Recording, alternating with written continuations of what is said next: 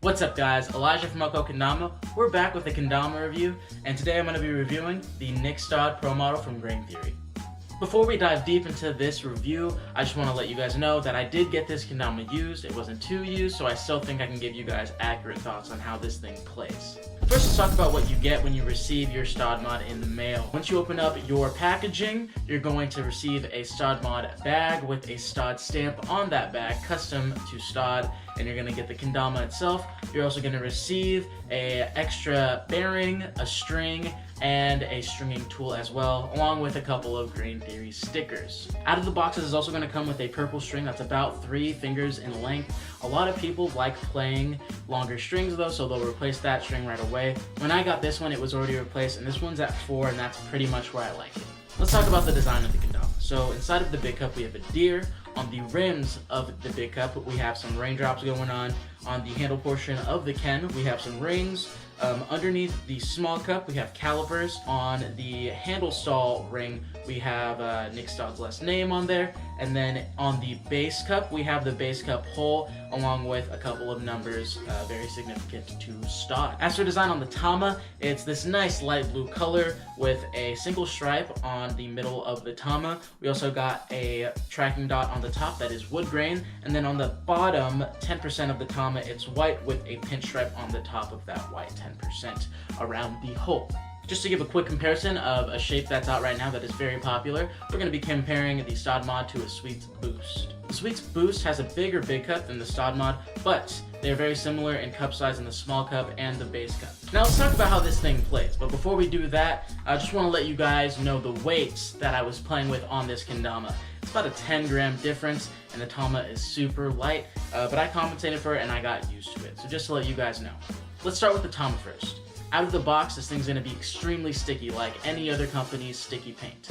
But all the companies' sticky paint break in different ways. It breaks in into perfection as you play it more. It only chips around the hole really, and there's little flakes on the Tama, but other than that, there's just cup marks and concrete dings. As for playing with this Tama in general, it is super fun. It's a nice and vibrant colorway that pops against the maple wood around the hole and this tracking dot. All the tracking dots and all of the tracking lines help a lot while going for spikes. This really big bevel helps with spikes and your stalls. As for how this Ken plays, it's very unique. But before we go over how unique it is, let's go over the basic things of it. This thing is fully maple, super durable. It's going to take the drops. I haven't chipped mine personally on the handle stall yet, but I'm pretty sure some of you can because you guys play hard out there. The tip is not that special. It's just a normal spike, and it'll wear down just like any other spike that you get. As for the cup rims, they're on the sharper side of things, so it's going to be a little bit harsher on this paint, but it's just going to help break it in faster as compared to flatter rims on the cups. Let's talk about the build of this Kendama really quick. It's very unique and interesting.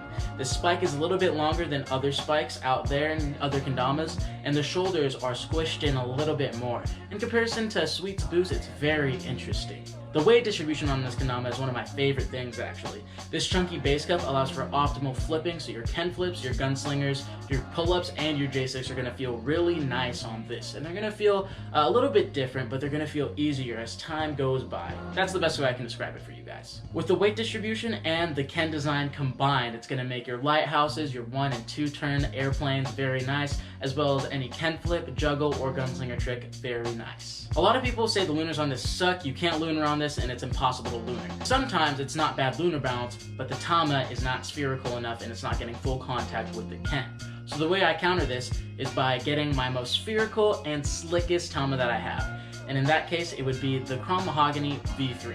What I do with this Tama is I connect it to the Ken that I'm reviewing, and then I start doing lunars and a couple lunar flips. And it's actually not that bad on this Kendama. There's some wiggle room between this cup and the Tama. So that just means that it's not getting full contact on lunars, and that actually really impacts how your lunars feel when you do them. And with a Kendama that's already not that optimal for landing lunars, not having that full contact just makes it even harder, and that's why people might be having the issues. This Kendama's most outstanding feature is its gunslingers. I think this is the best gunslinger Kendama that I've ever played. I love gunslingers, and I think I'm really good at them, not to toot my own horn.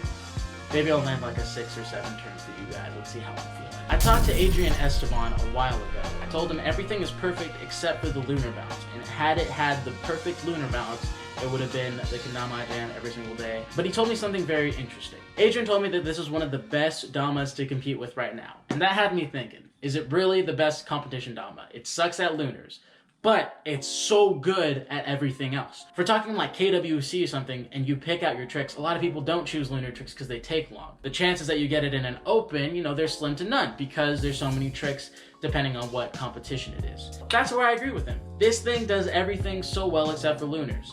So it's the perfect competition Kendama. The only competition I don't recommend this for is freestyle, because if you want to do lunars in your lines, you want something that adjusts a little bit easier than this one, and you don't want to be thinking about compensating for your lunars. You kind of just want them to slap on as you're doing your line and as you're trying to freestyle and kill it. In comparison to other Kendamas in the market right now, we got your Sweets Prime, your Sweets Boost, and your Kendama you say Shift. Those are all about half the price of this, but they all pretty much feel the same. And what I mean by that is that when you switch from those shapes to another shape, you're not gonna feel that big of a difference actually. But you're gonna feel a very big difference with this, and that's not a bad thing.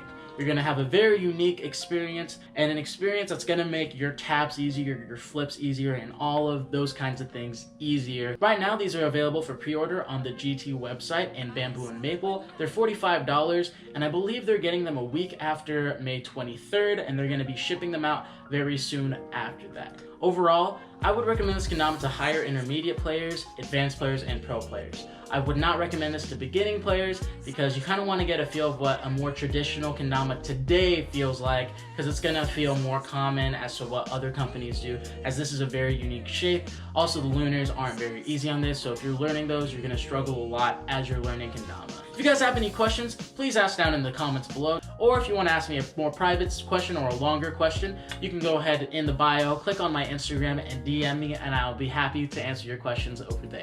Thanks for watching the video. This is it for this review. Please pick up a Stodd Mod on GT's website, link down below in the bio, and this is Elijah from Elko Kendama signing out.